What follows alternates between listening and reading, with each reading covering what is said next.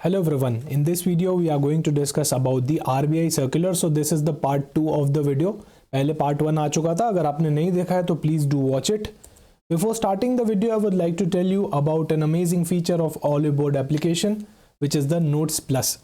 Here you can highlight the important sections, जो भी आपको important लग रहा है, right? You can add comments and refer later those comments. Dark mode feature भी इसके अंदर है और ऑडियो नोट्स फीचर भी इसके अंदर है for your faster revision. So you can update the application today itself and use all these features. Before starting the discussion, आपको बताना चाहूंगा आज लास्ट डे है. Code is R day to get a flat 52% off. So ये Republic Day का celebration के basis पे code आपके लिए एप्लीकेबल है, जिसकी आज लास्ट डेट है. Let's start with the circulars of December month. पहला सर्कुलर हमने देखा था यहाँ पे maintenance of cash reserve ratio. So खैर इसके बारे में डिस्कस नहीं भी करें तो भी चल जाएगा, because in so many videos we have talked about it. Still हम एक बार इसके बारे में बात कर लेते हैं कि क्या चीज़ आई थी. सो दिसंबर के अंदर आरबीआई ने सीआरआर को रिड्यूस कर दिया था, राइट, 50 बेसिस पॉइंट से. और ये दो टाइम में हुआ था, 25 बेसिस पॉइंट करके. आपको बताना चाहूँगा 100 बेसिस पॉइंट 1% के बराबर होता है. सो यहाँ पे 50 बेसिस पॉइंट का क्या मतलब हो गया, 0.5% हो गया. अभी करंट सीआरआर कितना चल रहा है, 4% चल रहा है. अच्छा है, किसका परसेंटेज होता है, तो net demand and time liabilities का एक परसेंटेज होता है. ओके, इससे रिलेटेड हम डिस्कशन कर लेते हैं सबसे पहले कि आखिर सीआरआर होता क्या है. So CRR basically is a portion of a bank's total deposits. Bank के जो टोटल डिपॉजिट्स है, और इस सीआरआर को कहां पर रखना पड़ता है, आरबीआई के पास रखना पड़ता है एज अ रिजर्व. आपको बता दूं, इस सीआरआर पे जो एक बैंक है वो अपना आरबीआई के पास सीआरआर मेंटेन कर रहा है. इस पे उसको कोई इंटरेस्ट भी नहीं मिलने वाला है. This ratio directly influences the amount of money bank can lend. Let suppose bank के पास 100 रुपी डिपॉजिट्स आते हैं. एक बैंक के पास 100 रुपी का डिपॉजिट आता है. अभी इसके अंदर से 4.5% यानी कि 4.5 रुपीज हटा दो आप, तो 95.5 रुपीज बच जाता है. बैंक कितना लोन दे सकता है, 95.5 रुपीज का लोन दे सकता है 100 में से. 100 में से जब ये सीआरआर रिक्वायरमेंट कम करके 4 हो जाता है, तो अभी आप कितना दे सकते हो, अभी आप 96 रुपी का दे सकते हो. तो आपको लगेगा यार सर ये 0.5 रुपी का ही तो फायदा हो रहा है, राइट, उतना ही तो आप लोन ज्यादा दे सकते हो. पर इसका मल्टीप्लायर इफेक्ट आता है. कभी किसी और वीडियो में बात करेंगे कि इसका कितना बड़ा इंपैक्ट आ जाता है सिर्फ इतना सा कम होने के बाद भी. ओके, सो आरबीआई ने क्या यहाँ पे किया था, पहले अर्लियर इन मई 2022 पहले वो 4 से 4.5 पे लेके आए थे सीआरआर को, to absorb the excess liquidity. पर क्योंकि अभी लिक्विडिटी इश्यूज काफी सारे आ रहे हैं, तो यहाँ पे आरबीआई ने इसको रिवर्स कर दिया है, वापस से 4.5 से लेके 4 पे लाने की यहाँ पे काम किया था इन दिसंबर. सो सीआरआर कितने पॉइंट से कट कर दिया था, 50 बेसिस पॉइंट से कट कर दिया था. पहला कब कट हुआ था, 14 दिसंबर को कट हुआ था. उसके बाद एक 28 दिसंबर को एक और बार 0.25% का कट हुआ. तो अभी करंट रेट क्या चल रही है, 4% चल रही है. अच्छा, this change was announced in the statement of development and regulatory policies, जो कि रिलीज हुआ था 6 दिसंबर को. इसका क्या इंपैक्ट आएगा उसकी बात कर लेते हैं. जब सीआरआर कम होता है, a lower CRR means bank will have more funds to lend. पहले आपके पास 95.5 रुपीज थे, अब आपके पास 96 रुपीज है लेंड करने के लिए, तो आपके पास 0.5 रुपीज ज्यादा है पर 100 रुपी. ओके, इससे क्या होता है, क्रेडिट अवेलेबिलिटी बढ़ जाती है फॉर बिजनेसेस एंड इंडिविजुअल्स. अच्छा, इंटरेस्ट रेट्स भी डिक्लाइन हो सकते हैं क्योंकि अब ज्यादा लिक्विडिटी है, तो बैंक उसको फटाफट लोन देना चाहेगा, making borrowing more affordable for businessman and other borrowers. Encourages the economic expansion, क्योंकि अब आप फटाफट लोन दे रहे हो, ज्यादा अमाउंट का लोन दे रहे हो, राइट, तो इससे इकोनॉमिक एक्सपेंशन होगा. क्योंकि ऑब्वियस सी बात है, जब आप ये पूरा साइकिल चलता है, राइट, इन्वेस्टमेंट साइकिल चलता है, तो जब लोन के इंटरेस्ट रेट कम होते हैं या फिर वो जल्दी अफोर्डेबल कॉस्ट पे अलाउड हो जाते हैं, तो उससे क्या होता है, ग्रोथ आती है एज अ होल इकोनॉमी के अंदर. But this may lead to a higher inflation as well, क्योंकि ये एडिशनल लिक्विडिटी जो रिलीज होती है, इससे क्या होता है, अल्टीमेटली इन्फ्लेशन पे इंपैक्ट आता ही है अगर इसको केयरफुली आप ध्यान नहीं दो तो. अगला सर्कुलर आया था क्रेडिट फ्लो टू एग्रीकल्चर. सो यहाँ पे कोलेटरल फ्री एग्रीकल्चर लोन्स की बात की थी कि जो एग्रीकल्चर लोन दिए जा रहे हैं वो कोलेटरल फ्री पे दिए जाएं. उसकी लिमिट कुछ बढ़ा दी गई थी. ओके, जैसा आपको सभी पता है, इन्फ्लेशन काफ़ी इम्पैक्ट कर रहा है, अभी इन्फ्लेशन का काफ़ी इशू चल रहा है।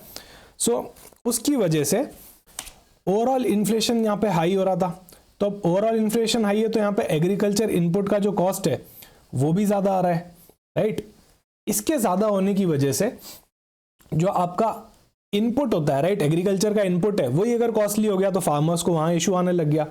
सो इस वजह से जो कोलेटरल फ्री एग्रीकल्चर लोन का लिमिट था वो 1.6 के लेवल से बढ़ा के 2 लाख पर बोरोवर तक लेके आ गए, और ये कब से इंप्लीमेंट होने वाला है, 1 जनवरी 2025 से इंप्लीमेंट हो चुका है।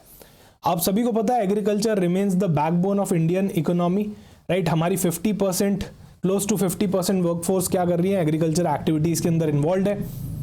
सो एक्सेस टू अफोर्डेबल क्रेडिट, उनको अफोर्डेबल क्रेडिट मिलना बहुत ही क्रिटिकल है फार्मर्स को, ताकि वो सीड्स में इन्वेस्ट कर पाएं, फर्टिलाइजर्स ला पाएं, इक्विपमेंट्स लेके आ पाएं। पहले भी आरबीआई ने 1 लाख रुपए की लिमिट हुआ करती थी, उसको 1.6 कर दी थी इन 2019। अभी उसको भी बढ़ा के 2 लाख पर बोरोवर कर दी है। तो पहले लिमिट 1 लाख हुआ करती थी, फिर इसको 1.6 लाख कर दी, फिर इसको और टॉप करके 2 लाख रुपए कर दिए पर बोरोवर। मतलब अगर आपको 2 लाख रुपए तक का लोन चाहिए तो बिना कोलेटरल भी आप ये ले सकते हैं, ओके, बिना कोलेटरल भी आप ये ले सकते हैं। This increase applies to all agriculture loans including those for allied activities. आप एग्रीकल्चर लोन के लिए तो इसको ले ही सकते हैं, पर अलाइड एक्टिविटीज जैसे कि डेयरी हो गया, राइट, पोल्ट्री हो गया, फिशरीज हो गया, इनके लिए भी आप यूज कर सकते हैं। Bank must implement this change bye 1 जनवरी 2025। सो ये ऑलरेडी हो चुका है। 2 लाख तक के कोई भी लोन के लिए कोलेटरल की जरूरत नहीं पड़ेगी अगर वो एग्रीकल्चर या उससे रिलेटेड एक्टिविटी से बिलोंग करता है तो। सिग्निफिकेंस एंड एक्सपेक्टेड बेनिफिट, तो इससे एक तो फाइनेंशियल इंक्लूजन एनहांसमेंट होगा, राइट। आप फाइनेंशियल इंक्लूजन की तरफ जाएंगे और बेटर बनेगा फॉर फार्मर्स। तो जो स्मॉल है, मिड मार्जिनल फार्मर्स हैं, उनको यहाँ से क्रेडिट फ्लो थोड़ा और बढ़ा हुआ मिलेगा तो उनके लिए बेटर है। Reduce dependency on the money lenders. अभी क्या है ना, फार्मर्स जो होते हैं वो मनी लेंडर्स के पास जाते हैं और बहुत ही जो दूसरे वेज होते हैं, राइट, जो नॉन ट्रेडिशनल, हमारे जो नॉन मॉडर्न चैनल्स हैं हमारे, राइट, जो पुराने चैनल्स बने हुए मनी लेंडर के, उनके ऊपर इनका डिपेंडेंस और कम होगा क्योंकि लिमिट और एनहांस हो चुकी है। Encourages diversification into allied activity, तो एक्टिविटीज जैसे कि हॉर्टिकल्चर, फिशरीज, एनिमल हस्बेंड्री, ये भी कवर की गई है। इससे as a whole in activities का भी प्रमोशन होगा।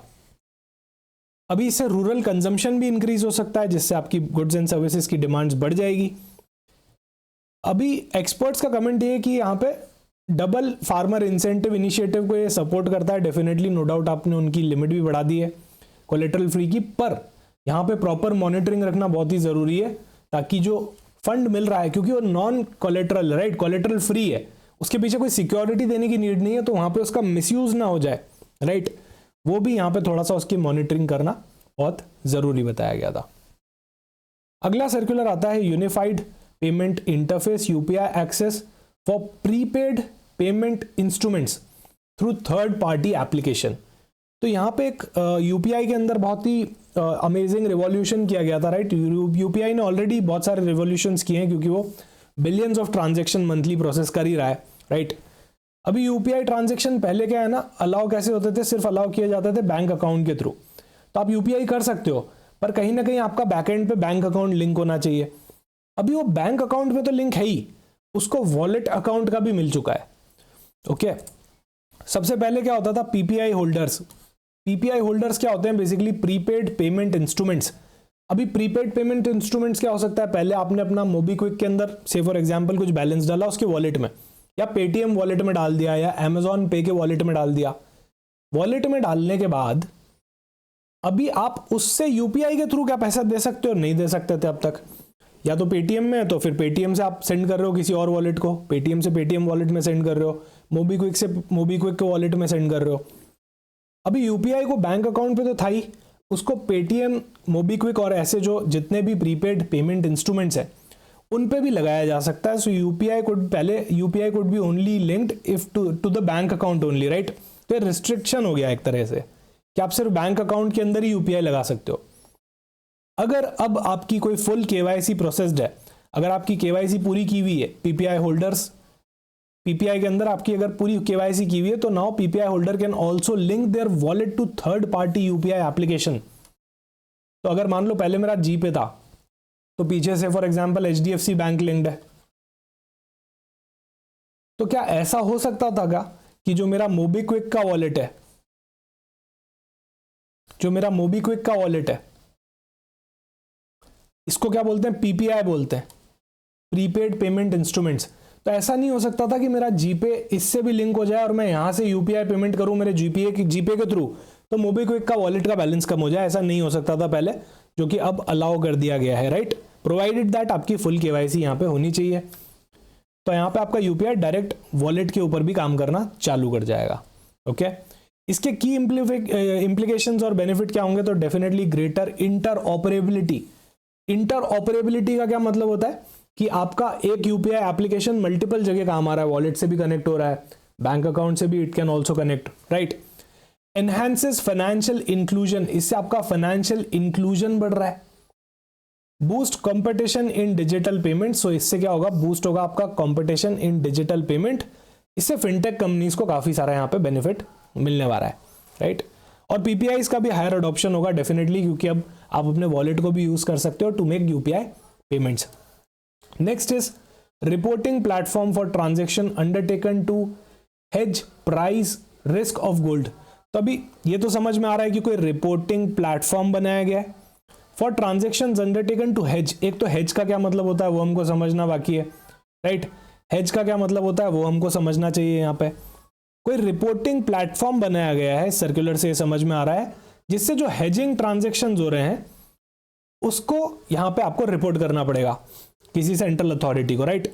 तो यहाँ पे देख सकते हैं ये आपका सर्कुलर है पूरा, ये आपका सर्कुलर का मेन बॉडी है, राइट। तो इसके अंदर एक तो bank should report all the over the counter transaction. तो आपको पहले पता होना चाहिए कि OTC क्या होता है, ओवर द काउंटर क्या होता है।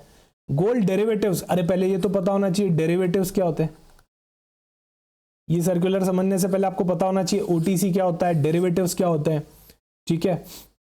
फिर उसके बाद और हम टर्मिनोलॉजीज अगर यहाँ पे देखना चाहें तो मेजर मुझे यही टर्मिनोलॉजीज दिख रही है। तो एटलीस्ट आपको OTC क्या होता है, डेरिवेटिव क्या होता है, हेज क्या होता है, हेजिंग क्या होती है, वो सब पता होना चाहिए। तो हम यहाँ पे डेरिवेटिव्स को पहले समझ लेंगे, उसके बाद ही हम ये सर्कुलर चालू करेंगे, ठीक है। Let's understand first what derivative is all about, then we will try to understand the rest of the things.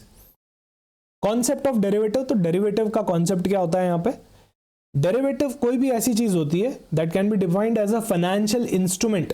सबसे पहली बात तो फाइनेंशियल इंस्ट्रूमेंट होना चाहिए whose वैल्यू डिपेंड्स ऑन।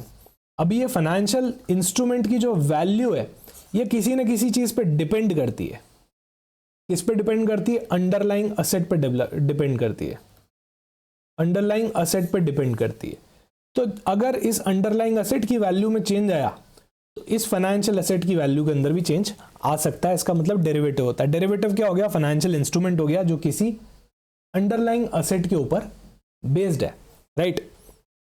उसका खुद का कोई प्राइस नहीं है, उसका प्राइस डिपेंड करता है कि उसके अंडरलाइंग का क्या प्राइस चल रहा है। एक बहुत ही सिंपल एग्जांपल जो आपने काफी बार सुना होगा, कर्ड क्या चीज है, कर्ड मिल्क से बना है, पनीर मिल्क से बना है। So these things are derivative, they derive their value from the underlying which is milk, right. वैसे ही फाइनेंस के वर्ल्ड में, ये तो नॉर्मल बात हो गई, फाइनेंस के वर्ल्ड में ऐसे फाइनेंशियल इंस्ट्रूमेंट्स बनाए जाते हैं जो अपना वैल्यू डिराइव करते हैं किसी और अंडरलाइंग असेट से, राइट। किसी और अंडरलाइंग असेट से अपना वैल्यू डिराइव करते हैं। से फॉर एग्जांपल अंडरलाइंग असेट यहां हो गया आपका गोल्ड, उसके ऊपर अगर कोई फाइनेंशियल इंस्ट्रूमेंट बना दिया है जैसे गोल्ड फ्यूचर्स, राइट, या कोई आपने फॉरवर्ड कॉन्ट्रैक्ट कर लिया गोल्ड के ऊपर। अभी आपको ये नहीं पता होगा कि फॉरवर्ड फ्यूचर क्या होता है, तो जिन लोगों को नहीं पता है हम ये टर्मिनोलॉजीज भी इसी वीडियो के अंदर डिस्कस करने वाले हैं कि गोल्ड फॉरवर्ड क्या होता है, गोल्ड फ्यूचर्स क्या होता है, राइट। तो लास्ट तक आप वीडियो के अंदर बने रहिएगा, इसके अंदर आपको बहुत सारी लर्निंग यहाँ पे मिलने वाली है, ठीक है। तो इस असेट को बेस लेके मैंने गोल्ड फ्यूचर्स बना दिया, वैसे ही निफ्टी को बेस लेके मैंने निफ्टी फ्यूचर्स बना दिया। ऐसे फाइनेंशियल इंस्ट्रूमेंट्स को क्या बोलते हैं, डेरिवेटिव्स बोलते हैं, जो अपनी वैल्यू कहीं और से डिटरमाइन करते हैं, राइट, कहीं और से डिटरमाइन करते हैं।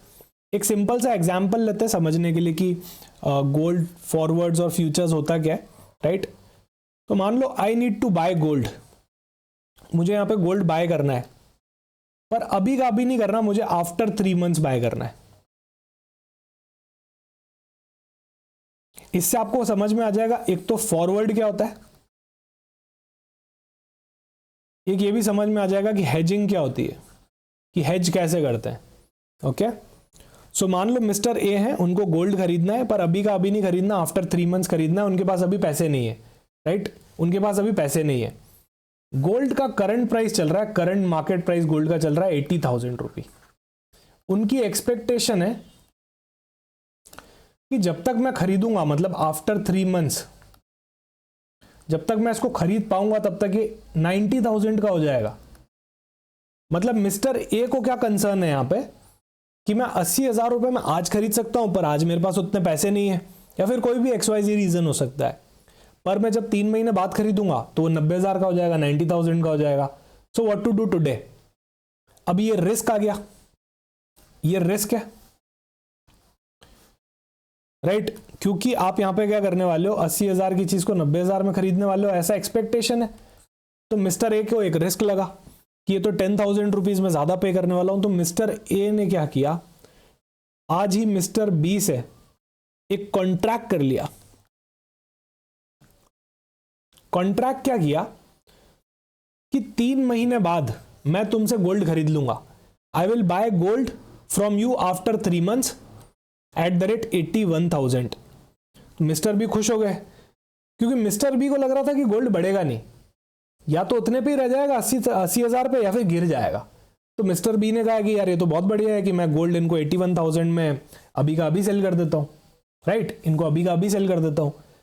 सर ऐसा कैसे हो सकता है, मिस्टर ए को लग रहा है कि गोल्ड बढ़ने वाला है, मिस्टर बी को लग रहा है गिरने वाला है। अरे मार्केट में कॉन्ट्रैक्ट वही करते हैं जो एक दूसरे से उल्टा सोचते हैं, राइट, मार्केट में कॉन्ट्रैक्ट वही करते हैं जो एक दूसरे से उल्टा सोचते हैं। आज अगर आप रिलायंस इंडस्ट्री का शेयर बाय कर रहे हो तो कोई बेच भी तो रहा है, किसी को लग रहा है गिरने वाला है तो बेच रहा है, आपको लग रहा है बढ़ने वाला है तो आप खरीद रहे हो। सो इसी तरह की बायर और सेलिंग मिसमैच जो मैचिंग करता है वो हमारा स्टॉक मार्केट करता है, राइट, एक्सचेंजेस करते हैं।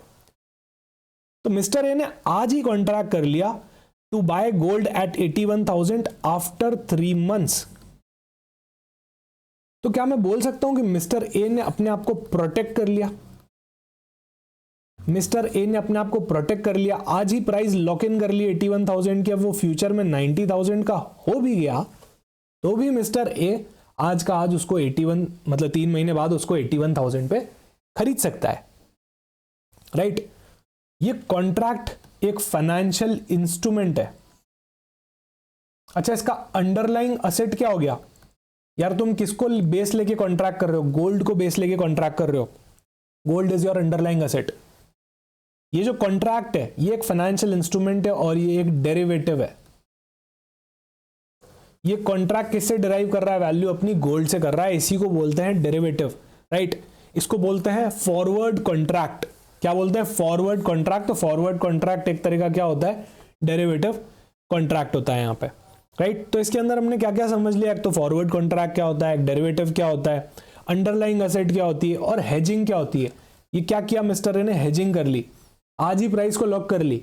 फ्यूचर में तो 90,000 हो सकता है, तो उसने आज ही प्राइस को लॉक कर लिया कि अगर 90,000 हो भी जाता है तो भी I can buy it for 81,000 only, right. ये कॉन्सेप्ट होता है डेरिवेटिव का। अब अगर आप इस डेफिनेशन को पढ़ोगे तो you can relate. Derivative can be defined as a financial instrument whose value depends on the value of underlying asset.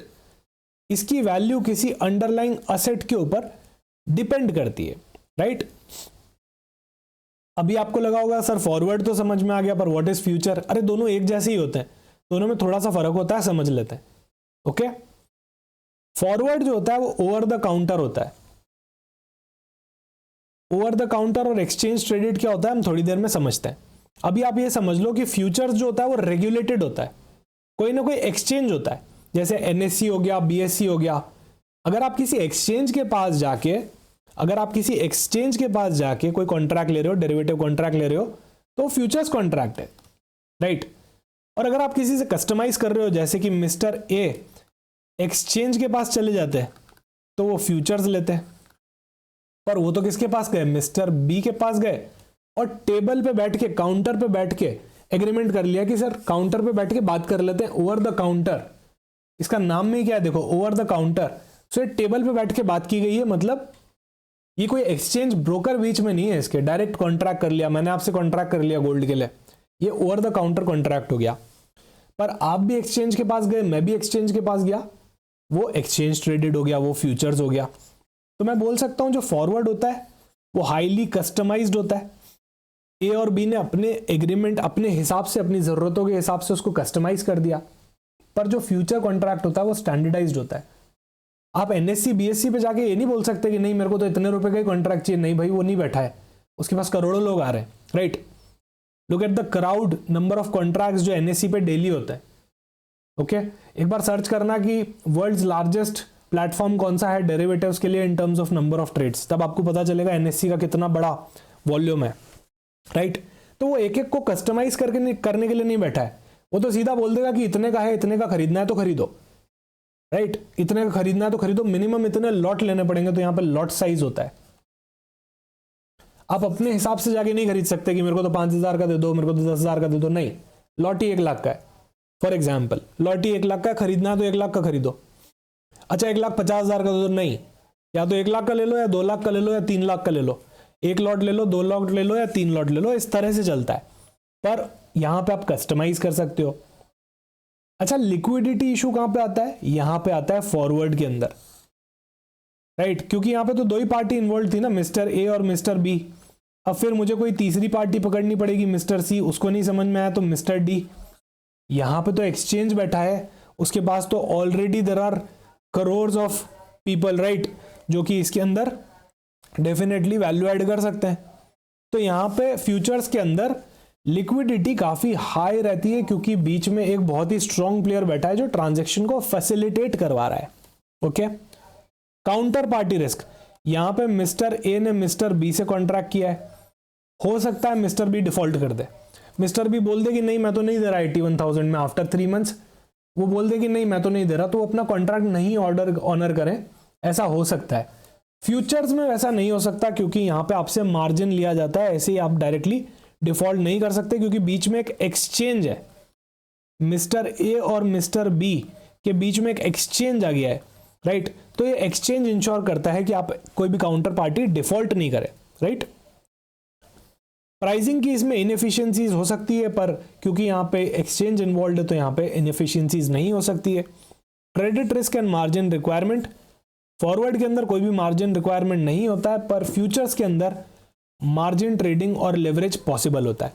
ये मेजर डिफरेंस होता है फॉरवर्ड्स और फ्यूचर के अंदर। अगर मैं आपको बिल्कुल सिंपल वर्ड्स में बताऊं तो, अगर आपने डायरेक्टली किसी के साथ जाके कॉन्ट्रैक्ट कर लिया है that is a forward contract, पर अगर बीच में कोई एक्सचेंज हो तो that's a future contract. Okay forward contract का M2M सेटलमेंट यानी कि मार्क टू मार्केट सेटलमेंट नहीं होता है, इसके बारे में कभी और डिस्कस करेंगे कि मार्क टू मार्केट सेटलमेंट क्या होता है, डिटेल में किसी डेरिवेटिव से रिलेटेड वीडियो के अंदर आपको बताऊंगा। फ्यूचर्स के अंदर डेली M2M सेटलमेंट होता है, इसका मतलब 10 रुपए का कॉन्ट्रैक्ट था 12 रुपए पे हो गया तो 2 रुपए का प्रॉफिट हो गया, फिर ये 14 रुपीज हो गया तो फिर 2 रुपए का प्रॉफिट हो गया। ऐसे daily profit booking loss booking होती है, इसको मार्क टू मार्केट होता है, इसको क्या बोलते हैं, मार्क टू मार्केट करना।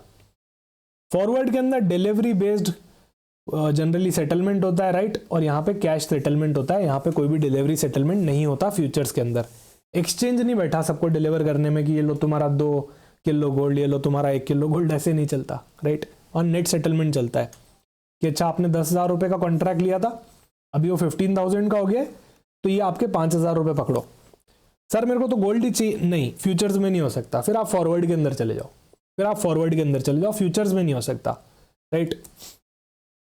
अभी बात करते हैं डेरिवेटिव्स यूज कौन करते हैं, तो सबसे पहली पार्टी रिस्क मैनेजमेंट पर्पस के लिए होता है, राइट, हेजर्स, जिसकी हम बात इस सर्कुलर के अंदर भी करने वाले हैं, बहुत ही जल्दी उस सर्कुलर को डिस्कस करेंगे। पहले समझ लेते हैं हेजर्स कौन होते हैं। प्रैक्टिकल एग्जांपल तो आपने देख ही लिया। So they participate in derivative for risk management purpose. मुझे लग रहा था 80,000 से 90,000 का गोल्ड हो जाएगा, तो मैंने उसको 81 पे आज ही लॉक इन कर लिया प्राइस को, मैं हेजिंग कर रहा हूं। Okay So these participants involved in the derivative market to lock prices at they will be able to transact in future. मुझे लगता है कि बाद में मैं 90K पे नहीं करना चाहता, अभी इसको 81 पे खरीद लो, ज़्यादा बेटर है. ओके अच्छा, दोनों ही पर्सन को आप जानते होंगे, right? So do let me know in the comment section. First one mister Warren Buffett, इनको तो सब जानते होंगे. सेकंड वन का क्या नाम है? Do let me know in the comment section. Okay, अगली और इससे ज़्यादा खतरनाक कैटेगरी आती है स्पेक्यूलेटर्स की. ये बोलते हैं रिस्क है तो इश्क है, राइट? स्पेक्यूलेटर वो होते हैं जो डेरिवेटिव मार्केट के अंदर बेटिंग एंड गैम्बलिंग करते हैं. इनको मतलब नहीं है कि इनको 80 का गोल्ड 90 का हो जाएगा, उससे मतलब नहीं है तो आज ही इसको 81 पे लॉक कर लो, इनको उससे मतलब नहीं है. ये देखते हैं कि फटाफट गेन कैसे कमाया जा सकता है, राइट? फटाफट ट्रेडर्स होते हैं, राइट? ट्रेडर्स होते हैं, स्पेक्यूलेटर्स होते हैं. So based on the volatile movement of the market they try to gain a profit by taking high amount of risk. वो होते हैं स्पेक्यूलेटर्स. ओके, इनकी होल्डिंग शॉर्ट टर्म की रहती है. ये हेजर से बिल्कुल अपोजिट हो गए एक तरह से, राइट? इनको हेजिंग से कोई मतलब नहीं होता है, इनको गेन कमाने से मतलब होता है. अच्छा, मिस्टर वॉरेन बफे ने कहा था derivatives are financial weapons of mass destruction. तो होते तो वेपन्स ही है डेरिवेटिव, फाइनेंशियल वेपन्स बोलते हैं इनको. पर दैट डिपेंड्स कि आप वेपन को अच्छे यूज के लिए ले रहे हो, जैसे कि रिस्क मैनेजमेंट पर्पज से भी ले सकते हो, राइट? अगर आपके हाथ में स्वॉर्ड है तो आप उसको या तो प्रोटेक्ट करने के लिए यूज ले सकते हो किसी को, या फिर किसी को मारने के लिए यूज कर सकते हो. So that totally depends on your perspective कि उसको आप हेजिंग के लिए ले रहे हो या फिर उसको स्पेक्यूलेशन के लिए ले रहे हो. तीसरी एक और कैटेगरी होती है जिनको हम बोलते हैं आर्बिट्रेजर्स. ये क्या करते हैं, जैसे मान लो ये NSE है, नेशनल स्टॉक एक्सचेंज, मार्केट भी BSE है, बॉम्बे स्टॉक एक्सचेंज. अभी आप इंस्टेंटली जाके देखो कि येस बैंक का या किसी भी शेयर का प्राइस क्या चल रहा है. मान लो मैं येस बैंक की बात करता हूं. सो लेट सपोज NSE पे वो चल रहा होगा, लेट सपोज 12.50 रुपीज, और BSE पे वो चल रहा होगा 12.65 रुपी. तो ये प्राइस इन एफिशिएंसी है. अभी एक ही चीज का दो प्राइस कैसे हो सकता है अलग अलग मार्केट में? तो ये होता है, ऐसा होता है. इसको कभी डिटेल में समझाऊंगा आपको डेरिवेटिव रिलेटेड वीडियो के अंदर. तो ये आर्बिट्रेजर्स जो होते हैं, आर्बिट्रेज जो करते हैं, वो क्या करते हैं, वो 12.5 पे बाय कर लेंगे और 12.65 पे सेल कर लेंगे. अरे सर 0.15 रुपी कमा के करोगे क्या आप? देखो इसको मल्टीप्लाई कर दो किसी बहुत बड़ी क्वांटिटी से, तो तबियत का प्रॉफिट आ जाएगा. आर्बिट्रेजर्स यही करते हैं, हैवी क्वांटिटी लेते हैं और रिस्क फ्री प्रॉफिट कमाना चाहते हैं. वो रिस्क नहीं लेना चाहते, उनको दिख रहा है कि यहाँ पे सस्ते में मिल रहा है, यहाँ पे महंगे में बिक रहा है, तो कर दो ना, क्या दिक्कत है, राइट? ये बहुत स्मार्ट कैटेगरी होती है, ये मार्केट इनएफिशिएंसीज का फायदा उठाती है, राइट? अच्छा, डेरिवेटिव मार्केट भी दो तरीके के होते हैं, एक तो जिसके अंदर एक्सचेंज इन्वॉल्व होता है और एक जो ओवर द काउंटर होता है. ओवर द काउंटर का हमने एग्जाम्पल क्या देखा था? फ्यूचर फॉरवर्ड्स देखा था, फॉरवर्ड्स. और एक्सचेंज ट्रेडेड का क्या देखा था? फ्यूचर्स देखा था, राइट? तो इतना आपको समझ में आना चाहिए कि इसका क्या क्या होता है. अब आप इतने मेच्योर्ड हो कि ये इसको आप आराम से समझ सकते हो. सो एक रिपोर्टिंग फ्रेमवर्क निकाला गोल्ड हेजिंग ट्रांजैक्शन के लिए, राइट? तो जो लोग भी गोल्ड के अंदर हेजिंग कर रहे हैं, अभी हेजिंग क्या चीज है? ये एक रिस्क मैनेजमेंट की स्ट्रेटेजी है, राइट? रिस्क मैनेजमेंट करने के लिए हो रही है. और ये कौन से मार्केट में हो रही है? डेरिवेटिव मार्केट में हो रही है. डेरिवेटिव मार्केट के अंदर फॉरवर्ड में भी हो सकती है, फ्यूचर में भी हो सकती है. तो अब आपको ये सर्कुलर समझ में आने लग जाएगा. Gold prices are highly volatile nowadays, right? This impact the jewellers, investors and central banks. सबको इसका इंपैक्ट आ रहा है, कभी एकदम बढ़ जा रही है, कभी एकदम गिर जा रही है, यूजुअली बढ़ रही है. Hedging using the financial instruments like futures, options and forwards. अभी हमने ऑप्शंस की ज्यादा बात नहीं करी है, राइट? फ्यूचर्स और फॉरवर्ड तो हमने अच्छे से पढ़ा है. तो अभी क्या कर रहे हैं ना, ज्वेलर्स हैं, इन्वेस्टर्स हैं, सेंट्रल बैंक है, ये क्या कर रहे हैं? फॉरवर्ड, फ्यूचर, ऑप्शंस को यूज कर रहे हैं ताकि वो अपना रिस्क मैनेज कर पाए. जैसे मिस्टर ए ने किया था 81,000 की चीज को, राइट? 90K पे नहीं खरीदना था तो आज ही 81 पे प्राइस लॉक कर लिया था कि 3 महीने बाद में तुमसे 81 पे खरीद लूंगा. So that was a forward contract. वैसे ही बैंक्स हो गए, ज्वेलर्स हो गए, इन्वेस्टर हो गए, वो यही फ्रेमवर्क अपना रहे हैं. इस पे RBI की कुछ गाइडलाइन आई है that all the bank must report over the counter gold derivative transaction. अगर आपने कोई गोल्ड डेरिवेटिव ट्रांजैक्शन किया है, वो भी ओवर द काउंटर कर लिया है, यार एक्सचेंज पे कर लिया है तो वैसे भी पता चल जाएगा, राइट? एक्सचेंज पे कर लिया तो वैसे भी पता चल जाएगा. पर OTC रेगुलेटेड नहीं होते, रेगुलेटेड ट्रांजेक्शन नहीं होते। तो all bank are required to report the OTC transaction in the gold derivatives to clearing corporation of India. आप CCIL यानी कि क्लियरिंग कॉर्पोरेशन ऑफ इंडिया को बता दो कि आपने कौन सा ओवर द काउंटर ट्रांजेक्शन किया है, किसके साथ बैठ के ओवर द काउंटर ट्रांजेक्शन किया है, रिपोर्ट इट। डेडलाइन क्या है? From 1 February all the transaction must be reported by 12 noon of the next business day. मतलब अगर मैंने कोई 2 Feb को ट्रांजेक्शन कर लिया, ठीक है, मान लेते हैं दोनों बिजनेस डे ही है, छुट्टी नहीं है ऐसा मान लो, 2 Feb को ट्रांजेक्शन किया तो 3 Feb की 12 बजे तक दिन में 12 noon तक आप इसको रिपोर्ट कर देना। किसको रिपोर्ट कर देना? क्लियरिंग कॉर्पोरेशन ऑफ इंडिया को रिपोर्ट कर देना। Includes transaction in the domestic market, international financial service centre और the overseas market, doesn't matter आपने ट्रांजेक्शन क्या कहाँ किया है। क्या ट्रांजेक्शन OTC है, ओवर द काउंटर है? यस। गोल्ड डेरिवेटिव में? यस। तो आप रिपोर्ट कर दो उसको क्लियरिंग कॉर्पोरेशन ऑफ इंडिया को अगले ही दिन 12 बजे तक, राइट? उससे पहले पहले आप उसको रिपोर्ट कर दो। ये यहां पे आपका सर्कुलर है, okay. So bank must also submit quarterly report, quarterly report भी सबमिट करो ऑन गोल्ड डेरिवेटिव ट्रांजेक्शन। जो भी गोल्ड डेरिवेटिव ट्रांजेक्शन हुए उसके अंदर एक क्वार्टरली रिपोर्ट भी आप सबमिट करो। Implication of this change, higher transparency, transparency काफी बेटर होगी इससे, क्योंकि एक टाइमली रिपोर्टिंग हो रही है, राइट। बेटर रिस्क मॉनिटरिंग होगी। तो यहाँ पे आप देख सकते हैं कि कौन किस किस बैंक ने क्या क्या ट्रांजेक्शन किया है इन OTC मार्केट, राइट। तो RBI को यहाँ पे ट्रैक करने में ईजी होगा टू प्रिवेंट फाइनेंशियल इंस्टेबिलिटी, क्योंकि डेरिवेटिव से फाइनेंशियल इंस्टेबिलिटी आ सकती है। अगर आपको लगता है नहीं आ सकती है तो 2008 में एक डेरिवेटिव कॉन्ट्रैक्ट ही था, ठीक है, जिसको क्रेडिट डिफॉल्ट स्वैप बोलते हैं, CDS। चेक करना उसके बारे में, उसके पीछे जो इन्वॉल्वमेंट था वो पूरा एक डेरिवेटिव कॉन्ट्रैक्ट का ही था, okay. This aligns India's gold hedging regulation with global standard. तो ग्लोबल के अंदर भी, पूरी दुनिया में भी ऐसे स्टैंडर्ड्स हैं, तो इंडिया के जो स्टैंडर्ड्स हैं, रेगुलेशंस हैं, that is equal to global standards ही आफ्टर दिस अमेंडमेंट, राइट। अगले सर्कुलर की बात करते हैं, जो कि आपने बहुत बार सुना होगा वीडियोस के अंदर, राइट। पहले भी हम बहुत सारे वीडियोस के अंदर ये कवर कर चुके हैं। Introduction of beneficiary bank account name lookup facility for RTGS, real time gross settlement and NEFT system. अच्छा, कमेंट सेक्शन में मुझे जरूर बताना कि RTGS और NEFT के अंदर क्या फर्क होता है, आपको क्या क्या डिफरेंसेस लगते हैं, नंबर ऑफ डिफरेंसेस मुझे लिख के बताना, राइट। ये पूरा सर्कुलर है, यहाँ पे आप देख सकते हो, राइट। उस सर्कुलर का यहाँ पे समरी कर रखा है। अभी फिलहाल लुकअप फैसिलिटी है, मान लो मैं किसी को पैसे भेज रहा हूं, UPI कर रहा हूं, मैं किसी को पे कर रहा हूं UPI से या फिर IMPS से।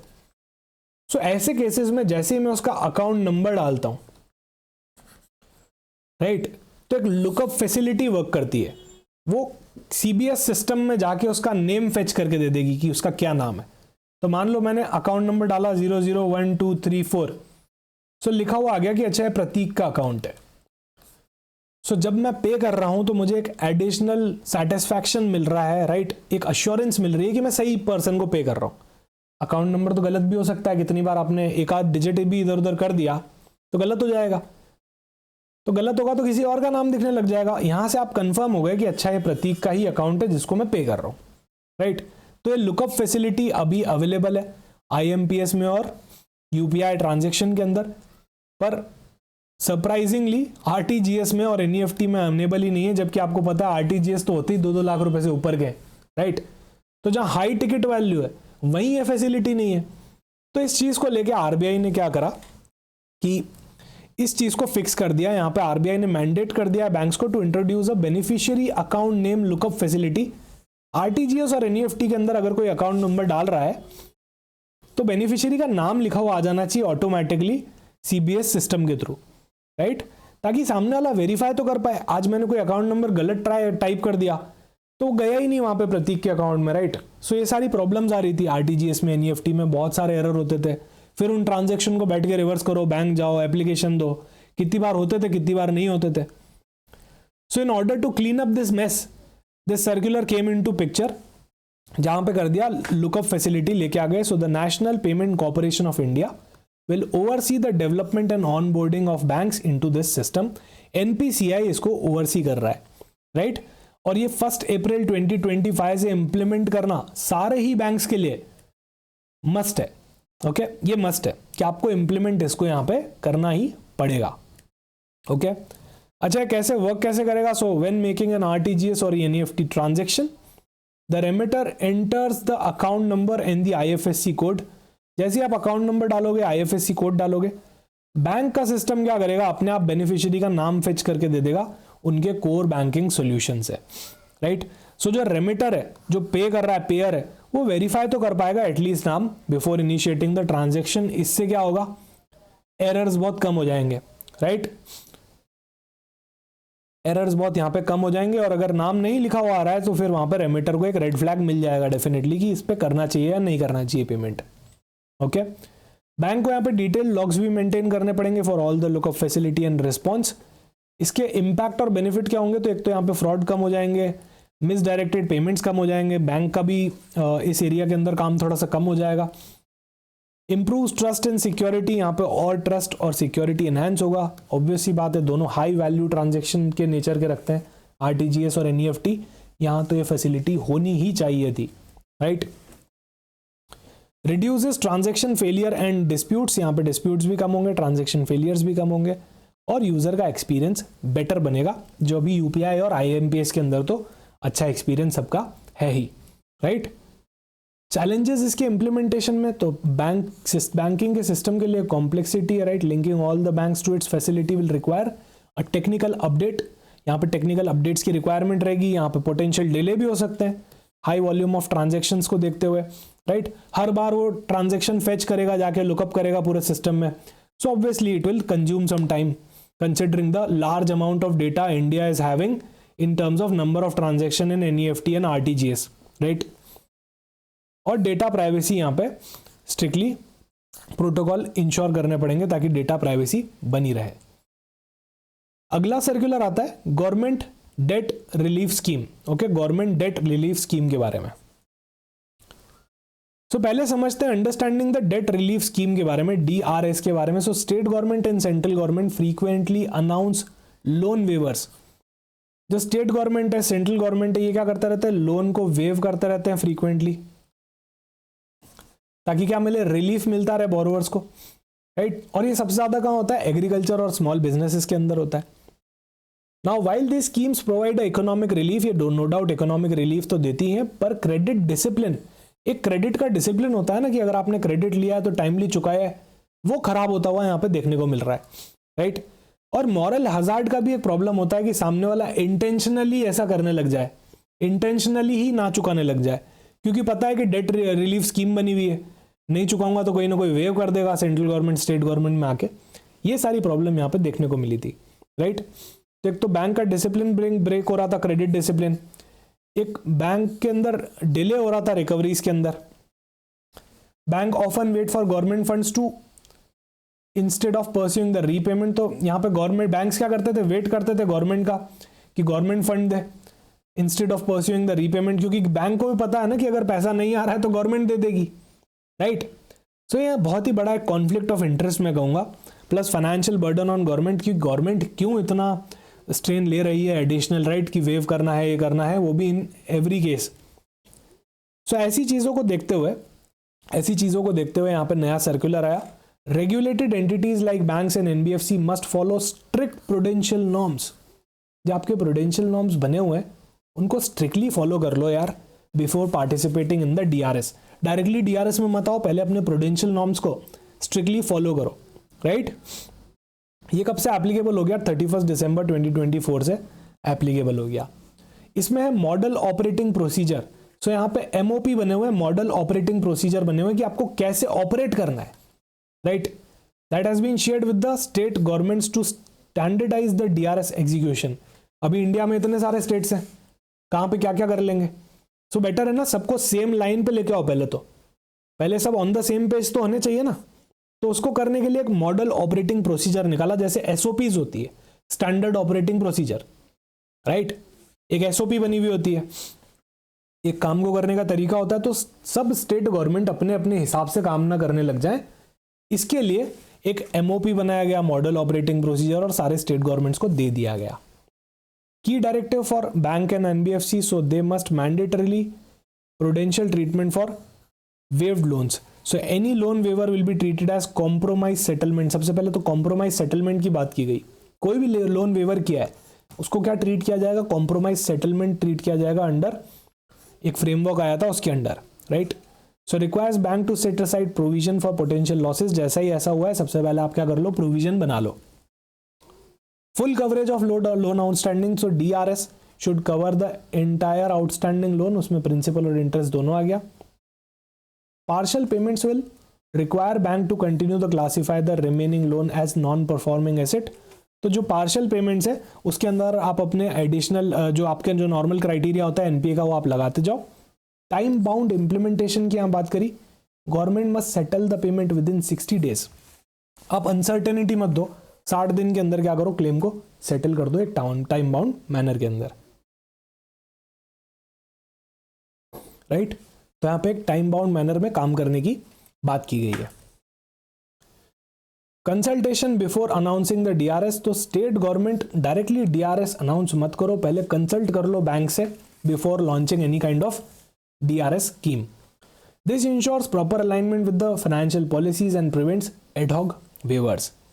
No automatic fresh credit to waive the beneficiary. So borrowers of those loans are waived will not automatically qualify for fresh loan. जिनको वेवर मिला है उनको ऑटोमेटिकली आप फ्रेश लोन्स और मत दो, राइट. पहले ही तो अभी उनका आपने वेवर किया है. So bank will evaluate new credit application. अगर उनका वापस कोई नया क्रेडिट एप्लीकेशन आया तो उसको स्क्रैच से इवैल्यूएट करो कि अब ये पे कर पाएगा कि नहीं. उसके अंदर एडिशनल आपको थोड़ा स्केप्टिसिज्म रखना पड़ेगा.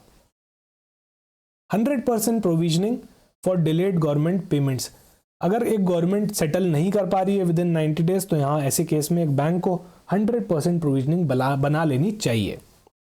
Avoid the moral hazard and abuse of DRS.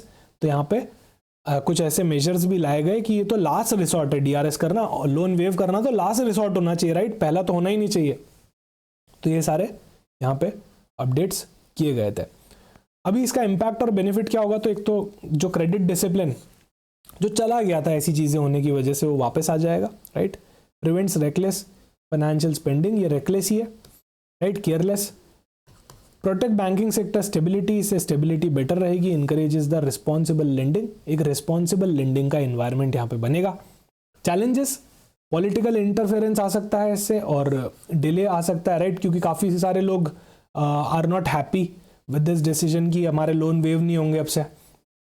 Settlement के अंदर डिले हो सकता है और पोटेंशियल यहाँ पे लिटिगेशन फ्रॉम बोरोअर भी यहाँ पे फेस करना पड़ सकता है कि अगर लिटिगेशन में केस चला गया तो ऐसे केस के अंदर क्या यहाँ पे होगा, राइट.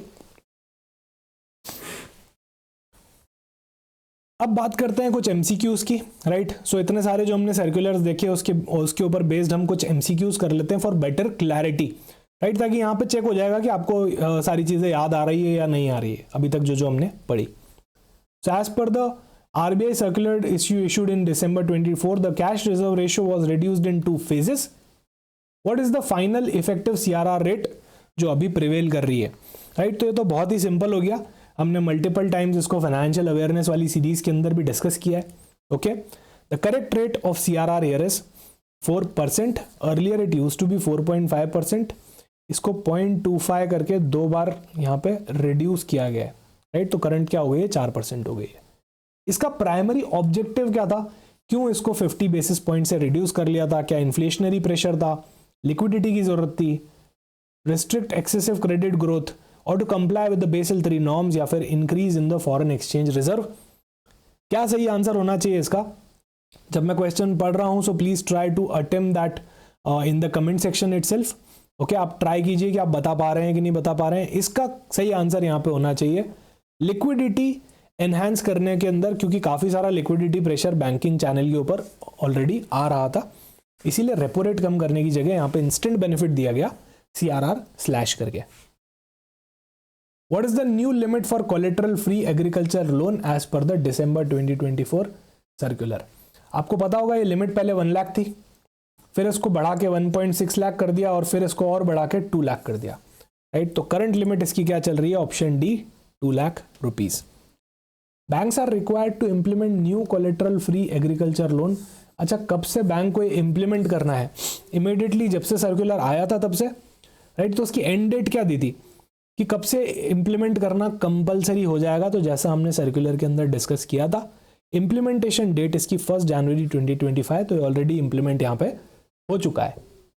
ओके, अगला question, what major changes did RBI introduce regarding the UPI transaction for prepaid payment instruments in December 2024? So PPI can now be linked to any bank's UPI app, या फिर PPI must be linked only to issuing bank UPI app, or was it PPI cannot be used for UPI transaction, या फिर वो सिर्फ 10,000 से ज़्यादा के transaction पे यूज हो सकता है, और only the bank issued PPI are allowed on UPI?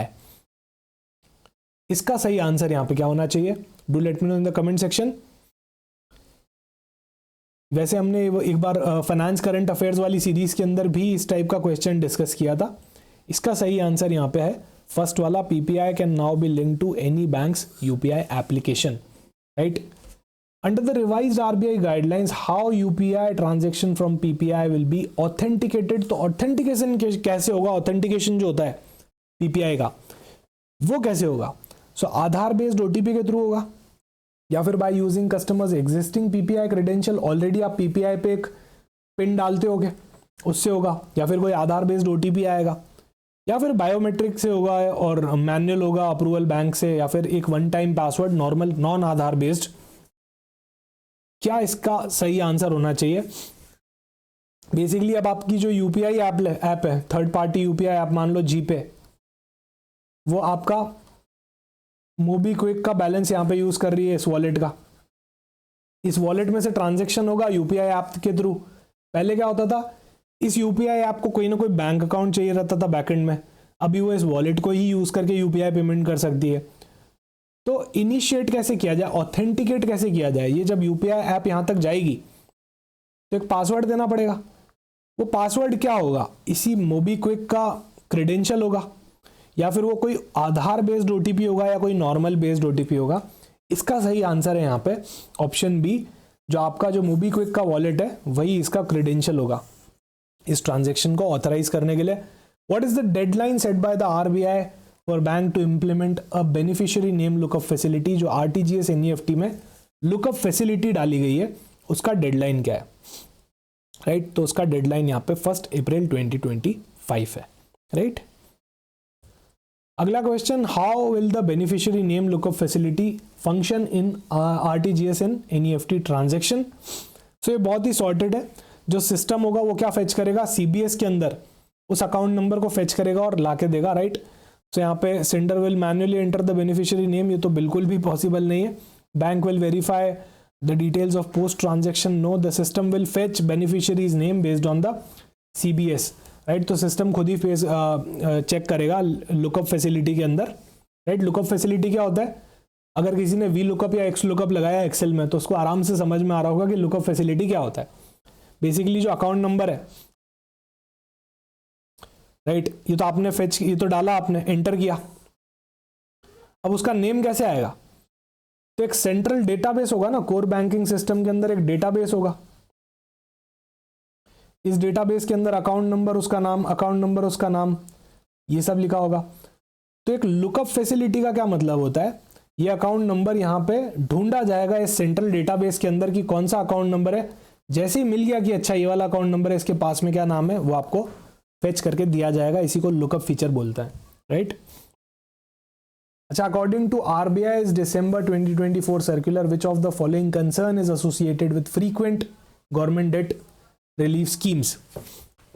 Boost the bank profitability or strengthening the credit culture, or it was delay in the receipt of dues by bank, increased foreign direct investment, enhanced financial discipline?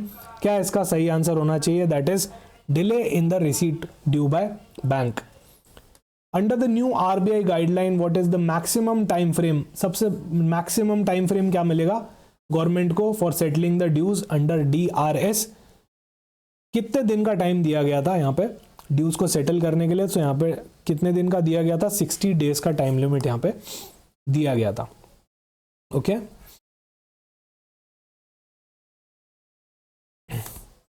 इसके बाद if the government fails to settle the dues under DRS within 90 days, what will be the provisioning that bank must be making?